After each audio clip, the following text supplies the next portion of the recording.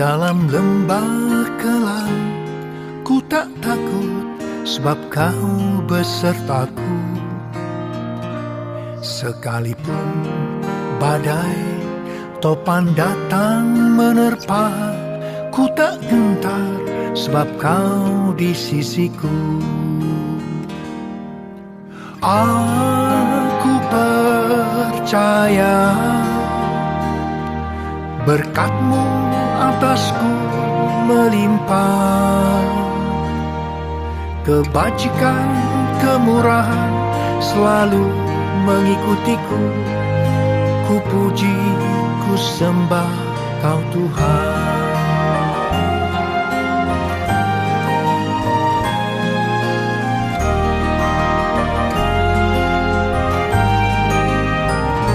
Sekalipun aku dalam lembah kelam, ku tak takut, sebab Kau besertaku. Sekalipun badai topan datang menerpa, ku tak gentar, sebab Kau di sisiku. Aku percaya berkat-Mu atasku melimpah, kebajikan, kemurahan selalu mengikutiku. Ku puji, ku sembah Kau Tuhan. Aku percaya berkat-Mu atasku melimpah, kebajikan, kemurahan selalu mengikutiku. Ku puji, ku sembah Kau Tuhan.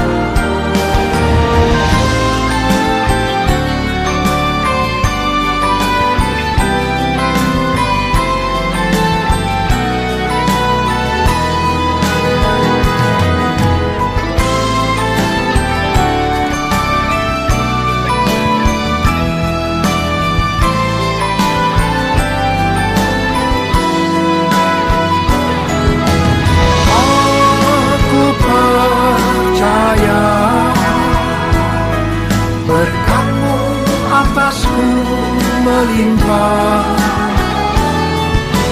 kebajikan, kemurahan selalu mengikutiku. Ku puji, ku sembah Kau Tuhan. Aku percaya berkat-Mu atasku melimpah, kebajikan, kemurahan selalu mengikutiku. Ku puji, ku sembah Kau Tuhan. Kebajikan, kemurahan selalu mengikutiku. Ku puji, ku sembah Kau Tuhan. Ku puji, ku sembah Kau Tuhan. Ku sembah Kau Yesus.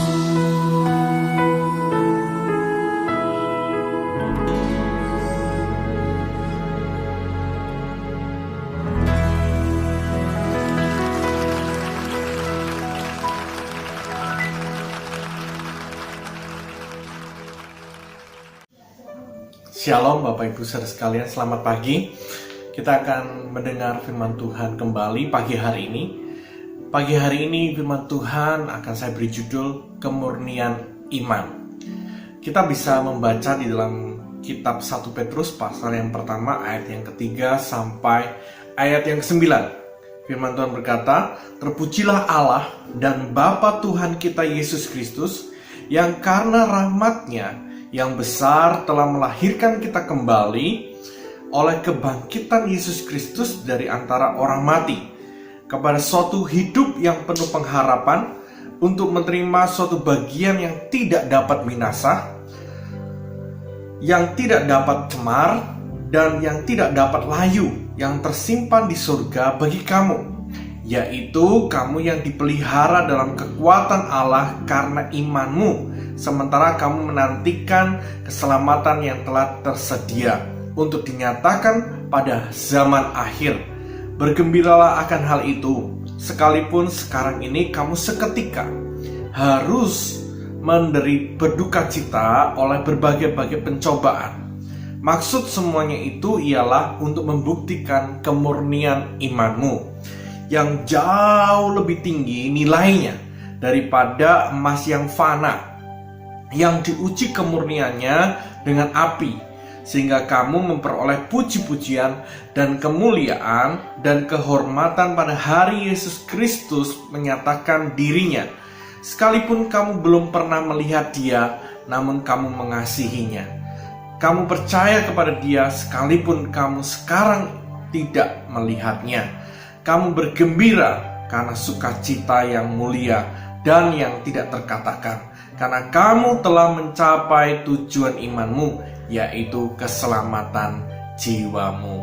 Bapak, Ibu, saudara sekalian, kita semua suka dengan sesuatu yang murni.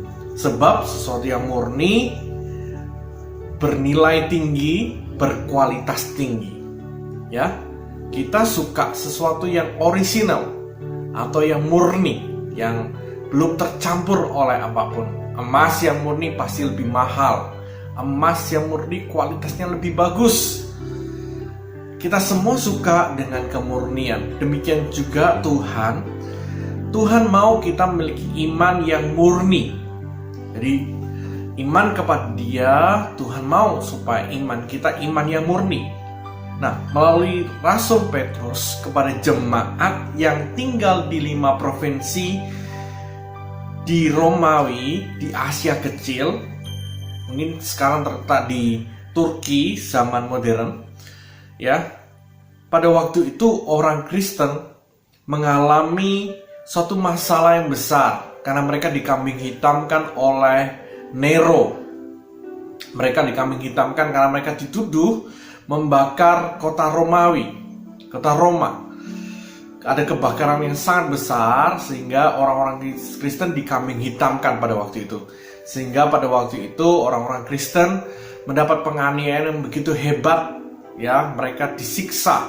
Bahkan kalau saya baca beberapa artikel, mereka disiksa demikian keji. Ya, salah satu penyiksaannya adalah mereka dibuat sebuah area perlombaan di mana orang Kristen ini ditutup, dipakai pakaian kulit binatang, lalu ada segerombolan anjing-anjing pemburu yang dilepaskan dan kemudian menggigit mereka dan mencapik-capik mereka sampai mati. Bahkan juga ada mereka dikumpulkan, ya, lalu dibakar dengan jerami yang kering. Ini sangat keji, sangat luar biasa. Penderitaan yang sangat luar biasa. Pada waktu itu Nero berkuasa, dan Nero tercatat dalam sejarah dunia adalah seorang pembunuh yang paling terkejam di seluruh dunia, di sepanjang sejarah dunia. Kebayang gak Bapak Ibu? Pada waktu itu kekristenan mengalami kesukaran yang begitu hebat, kesulitan yang begitu dahsyat, penderitaan yang begitu luar biasa. Nah, Bapak Ibu saudara sekalian, penderitaan itu pada waktu itu disebut oleh Rasul Petrus sebagai sebuah pencobaan untuk memurnikan iman mereka. Dalam kitab Petrus ini disebut bahwa pemurnian seperti emas yang dibakar dengan api. Ya. Jadi itulah gambaran pemurnian.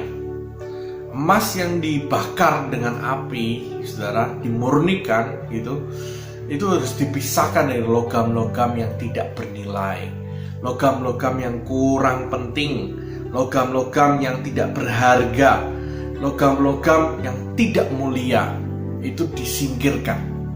Nah, Saya percaya hari-hari ini gereja Tuhan sedang dimurnikan. Karena gereja semua di dunia ini mengalami penderitaan. Semua orang mengalami kesusahan melalui pandemi ini. Kita sedang ada di titik pemurnian, di mana hal-hal yang tidak penting, hal-hal yang tidak berharga, hal-hal yang tidak bernilai itu disingkirkan dalam kehidupan gereja. Dan gereja menjadi murni. Salah satunya, saudara, orang hari-hari ini, ya, terutama gereja, tidak pernah kita lakukan besuk lagi. Ya, dulu kalau ada orang tidak ke gereja dibesuk, tapi sekarang tidak dibesuk lagi karena pandemi. Jadi kekristenan harus berdiri sendiri atas inisiatif sendiri mencari Tuhan, memiliki kerinduan sendiri mencari Tuhan, mencari wajahnya, tanpa support, tanpa dukungan, tanpa peringatan dari orang-orang rohani yang lain. Sepertinya kita sedang ada di kesendirian. Keniatan kita mencari Tuhan, kemauan kita mencari Tuhan sedang diproses, diuji. Nah, kita lihat, saudara, hari-hari ini orang yang sungguh-sungguh dia akan terus mencari Tuhan, sekalipun tidak ada besuk.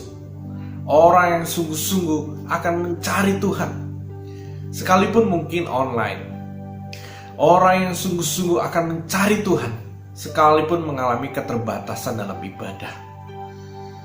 Nah, iman kita sedang diuji dalam penderitaan. Bapak Ibu saudara sekalian, lalu apa pentingnya iman dimurnikan? Nah, ayat ini menjelaskan di dalam ayat yang keempat mengatakan, pentingnya adalah untuk menerima suatu bagian yang tidak dapat binasa, yang tidak dapat cemar, dan yang tidak dapat layu, yang tersimpan di surga bagi kamu, yaitu kamu yang dipelihara dalam kekuatan Allah karena imanmu, sementara kamu menantikan keselamatan yang telah tersedia untuk dinyatakan pada zaman akhir. Petrus mengatakan bahwa kenapa iman kita dimurnikan? Apa gunanya? Pentingnya karena iman kita akan menggapai sesuatu yang tidak binasa, sesuatu yang tidak dapat cemar, dan sesuatu yang tidak dapat layu. Hanya dapat diperoleh melalui iman yang dimurnikan. Iman yang dimurnikan melalui penderitaan. Iman seperti itulah yang akan layak menerima hal yang mulia, yang tidak dapat layu, yang tidak dapat binasa, ya, yang tidak dapat cemar. Jadi kita mengerti, Bapak Ibu, kenapa iman kita harus dimurnikan. Karena itu syarat penting, itu syarat utama untuk kita mencapai kemuliaan. Hal-hal yang mulia yang tidak dapat diberikan oleh dunia. Bapak Ibu saudara sekalian, pertanyaannya, apa itu kemurnian iman? Kemurnian iman, ada satu kata kunci dari kemurnian iman, yaitu sekalipun atau walaupun. Ayat yang ke-8 mengatakan, sekalipun kamu belum pernah melihat dia, namun kamu mengasihinya. Kamu percaya kepada dia, sekalipun kamu sekarang tidak melihatnya. Kamu bergembira karena sukacita yang mulia dan yang tidak terkatakan. Bapak Ibu saudara sekalian, ada satu kata yang sekali lagi saya ulangi, yaitu sekalipun. Itu menunjukkan kemurnian iman kita. Di sini dibahas ada 3 sekalipun, ya, yaitu sekalipun belum melihat dia, tapi kita mengasihi dia. Saudara, hal yang paling sulit adalah saudara mengasihi sesuatu yang saudara tidak lihat. Bagaimana mungkin saudara bisa mengasihi? Nah, itulah saudara butuh iman. Sekalipun saudara tidak melihat, saudara bisa mengasihi Bapa. Bayangkan waktu itu pesan Petrus kepada jemaat, sekalipun kau menderita dan sekalipun kau tidak melihat dia, engkau mengasihi dia. Yang kedua, saudara, sekalipun engkau tidak melihat dia, tapi engkau percaya. Sekalipun sekarang engkau tidak melihat dia dalam penderitaan, tapi engkau tetap percaya. Yang ketiga, saudara, engkau bergembira karena bukan kemuliaan di dunia, bergembira karena kemuliaan yang tak terkatakan. Bapak Ibu saudara sekalian, saya perluas kata sekalipun ini, yaitu apa? Sekalipun, kalau seandainya kita tidak ditolong, sekalipun kalau seandainya kita tidak diberkati, sekalipun seandainya kita tidak diberi jalan keluar, sekalipun kita mati dalam penderitaan, sekalipun kita mati dalam sakit penyakit, sekalipun kita mengalami penderitaan, tetap percaya, tetap mengasihi dia, dan tetap bergembira karena kemuliaan yang akan kita terima. Bapak Ibu saudara sekalian, bayangkan murid-murid pada waktu itu, mereka harus mati tanpa pertolongan Tuhan. Itulah kemurnian iman. Banyak orang, saudara, sulit mengalami situasi seperti ini karena banyak orang ukuran kasih Tuhan dalam dirinya adalah berkat. Memang berkat adalah ekspresi Allah mengasihi saudara. Tetapi saya mau bilang, kalau kita tidak diberkati, kalau kita tidak ditolong, kalau seandainya Tuhan tidak memberikan jalan keluar dalam hidup saudara, bukan berarti dia tidak mengasihi saudara. Dia sedang memurnikan imanmu. Hari ini mungkin ada di tengah-tengah situasi di mana imanmu sedang diuji, imanmu sedang digoncang, imanmu sedang dibakar seperti emas, dimurnikan, motivasi engkau mengiring Tuhan dimurnikan. Mari saudara, biarlah kita seperti Sadrak, Mesak, Abednego. Dia mengatakan, jika Allah yang kami puja sanggup melepaskan kami, maka ia akan melepaskan kami dari perapian yang menyala-nyala. Tetapi seandainya tidak, hendaklah tuanku mengetahui, ya Raja, bahwa kami tidak akan memuja dewa buatan raja. Bapak Ibu saudara sekalian, hari ini mari kita belajar berkata kepada Tuhan, Tuhan, sekalipun aku belum pernah melihat Kau, aku mengasihimu. Sekalipun pertolonganmu gak kunjung datang, aku tetap percaya akan janjimu. Sekalipun hal yang sukar terus ada dalam hidupku, penyakit ini tidak disembuhkan, aku tetap percaya kepadamu. Mari saudara miliki iman yang militan, yaitu iman yang dimurnikan dalam perapian. Tuhan Yesus memberkati.